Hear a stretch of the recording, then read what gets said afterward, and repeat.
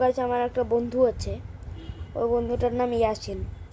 আমরা বলে funny content করি না, তাহলে আমার ভিডিওতে লাইক সাবস্ক্রাইব হয় না। এগুলো কী ছিল? আর তোমরা লাইক সাবস্ক্রাইব করতেছো না কেন? আমাদের 80 লাইক সাবস্ক্রাইব মাত্র। এই 80 লাইক সাবস্ক্রাইব জন্য ওই পছন্দ করে না 80 লাইক সাবস্ক্রাইব। তোমরা কি করতেছো গাইস? লাইক সাবস্ক্রাইব করো।